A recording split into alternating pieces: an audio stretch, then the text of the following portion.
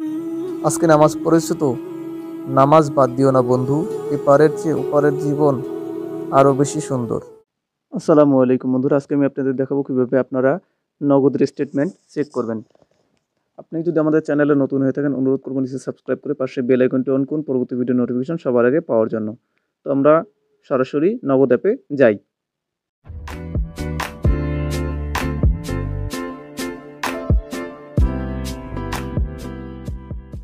আমরা নগদ অ্যাপে আসার পরে এই যে আমাদের নিচে একদম নিচে এখানে লেনদেন বলে একটা অপশন আছে। তো আমরা লেনদেনে যাব। যাওয়ার পরে এখানে আপনাদের মান্থলি দেখতে পাবেন যে আপনার কোন মাসের লাস্ট ২ মাসের রেজাল্ট দেখাবে যে আপনার কি মাসে কি কোনো লেনদেন করেছেন কিনা। তো আমরা জুলাইয়ে কোনো লেনদেন করিনি। আমরা যদি জুনে যাই তাহলে দেখুন এখানে আমাদের কত নম্বরে ক্যাশ আউট হয়েছে, ক্যাশ ইন হয়েছে, সবগুলা এখানে দেওয়া আছে। এরকম করে আপনারা আপনাদের প্রিভিয়াস মান্থ মে লাস্ট ৩ মাসের অর্থাৎ মে, জুন, জুলাই আমরা ৩ মাসের স্টেটমেন্টটা দেখতে পারবো খুব সহজেই।